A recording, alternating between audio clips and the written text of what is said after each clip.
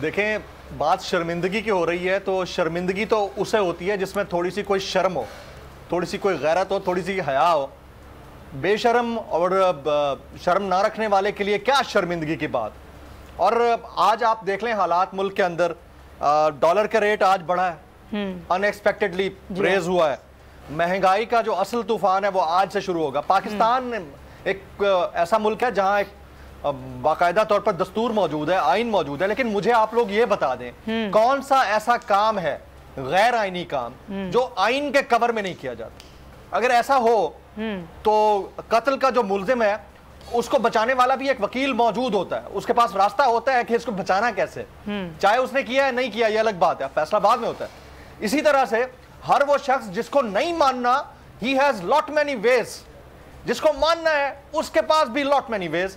तो इसमें यहां पर जो आज हुकूमत है जिस दोराहे पर खड़ी है, आपको लगता है कि इतनी जल्दी अपने आप को एक कब्र में दफन होने के लिए पेश कर देगी कि आओ आओ मुझे दफना दो, मेरा तो सियासी जनाजा निकल चुका, अब दफन भी कर दो मुझे?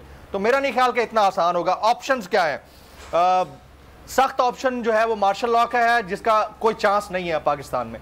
मैं 2007 से जो है ना मुसलसल बैठता हूँ, उठता बैठता हूँ दोस्तों के साथ, हमारे जितने भी सियासी दोस्त हैं, इसके अलावा दूसरे अहबाब हैं, मार्शल लॉ का तो चांस नहीं है। इमरजेंसी की जो बज़ाहिर नर्म और दर हकीकत सख्त तरीन कैफियत है वो फाइनेंशियल इमरजेंसी है, और वो कैसे क्रिएट होती है वो हम सबको पता है।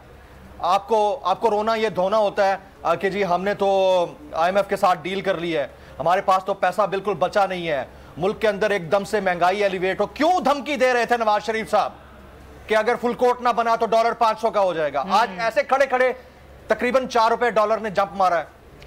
यही तो वो रीजंस हैं जिससे बदनीयती जाहिर होती है, और इस बदनीयती के मेराज पे पहुंचे हुई है PDM। क्यों कल बिलावल भुट्टो जरदारी साहब कह रहे थे कि अगर फुल कोर्ट ना बना तो इमरजेंसी लग सकती है, या मार्शल लॉ की बात की एक ऐसे शख्स के नवासे के मुंह से जिन्होंने इस मुल्क के लिए दस्तूर को तख्लीक किया था, उसके मुंह से ये बात जेब देती थी। क्यों? क्योंकि इनको अपना इक्तदार बचाना है, बच्ची खुची जो इनकी थोड़ी बहुत सियासत है ना वो बचानी है। तो उसके लिए रास्ते ये हो सकते हैं। एक और रास्ता है वो रेफरेंस भेजने का है मोअज़्ज़ज़ जजेस के खिलाफ, खुदा ना ख्वास्ता ये कर सकते हैं, ये कुछ भी कर सकते हैं। अभी तो आजम नज़ीर तारड़ साहब आए हैं ना, फैसले से पहले ये दोनों साहिबान आए थे, वजीर दाखिला मौसूफ और वजीर कानून मौसूफ, और उस वक्त सवाल पूछा गया कि ऑप्शन क्या है, तो उन्होंने कहा कि आइन में इमरजेंसी का ऑप्शन मौजूद है और कॉन्स्टिट्यूशन कहता है जब जरूरत पड़ेगी तो हम वो कर भी सकते हैं। तो मुझे यहां पर एक सवाल बड़ा टेक्निकल है, अभी टेक्निकल बातें हो रही थी ना, हमारे यहाँ हर नॉन टेक्निकल काम भी टेक्निकल कवर के अंदर होता है। मुझे ये बताएं कि 18 अप्रैल के बाद मोहसिन नकवी साहब और उनकी इंतजामिया की कॉन्स्टिट्यूशनल पोजीशन क्या रहेगी? कोई ये बताना पसंद करेगा? भाई आप तो 14 मई को करा रहे हैं ना, 18 अप्रैल के बाद मोहसिन नकवी किस कॉन्स्टिट्यूशनल कवर के तहत निगरान वजीर आला पंजाब होंगे? किस कॉन्स्टिट्यूशन के तहत? इसको कौन डिफाइन करेगा? तो ये बहुत सुकम है इन चीजों के अंदर, इसकी डिटेल में जाए बगैर के कौन क्या कर सकता है। हालात इतने आसान नहीं है। आज का फैसला केस का इख्तिताम नहीं है, एक बड़े आईनी बहरान की इब्तिदा है। अगर आपको वीडियो पसंद आई है तो लाइक पर क्लिक करें। तो नजर आ रहा है सामने लिखा हुआ है जुल्म मिटने के लिए 2 चीजों से मिटेगा भाई। एक, अदल की कुर्सी पे जो लोग बैठते हैं ना वो अदल के हिसाब से फैसले करने लगे, दूसरा कौम निकल खड़ेगी उस जुल्म के खिलाफ, तो जुल्म खत्म हो जाएगा। या इन दोनों में से कोई एक चीज हो जाए या दोनों हो जाए। अगर 420 का मुकदमा था, उस वक्त अदलिया में जो लोग बैठे हुए केस देख रहे थे वो पूछते ना यार चीट हुआ कौन है, जब उनको दिखता कोई चीट नहीं हुआ केस खत्म कर देते। तो जालिम जुल्म कर ही नहीं पाता। 9 जजेस ने नोट बिफोर किया मेरे केस को यार, 1.5 साल चला। शख्सी जमानत का केस, सेम केस इस्लामाबाद में कर दिया। एक ही इल्जाम पे 2 केस हो नहीं सकते भाई। मतलब 60 दिन का वक्त होता है, 102 दिन के बाद मैं जीत गया, केस बरी हो गया, 102 दिन के बाद अपील फाइल की, एक्सेप्ट कर ली। नहीं करते ना एक्सेप्ट, खत्म हो जाता ना जुल्म यार। भरी अदालत में मुझे बरी कर दिया, फिर पता नहीं क्या हुआ, 2.5 घंटे बाद का नोट बिफोर, मैं नहीं सुनता ये केस, खड़े रहते अपने फैसले पे, मिट जाता जुल्म। अल्लाह ताला ने बिठाया इन कुर्सियों पे इनको यार, ये अल्लाह ताला की तरफ से फैसले करने हैं।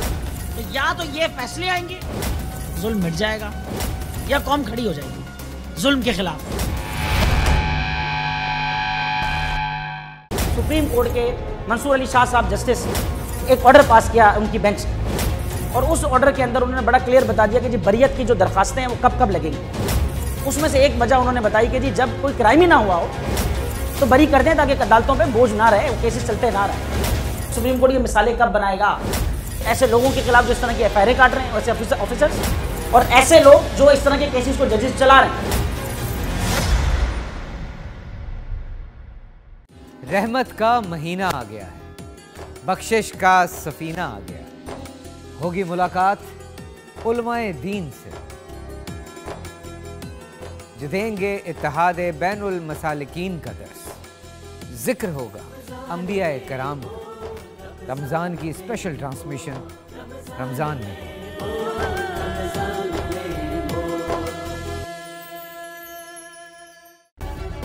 सब्सक्राइब करें और बेल दबाएं ताकि कोई खबर रह न जाए।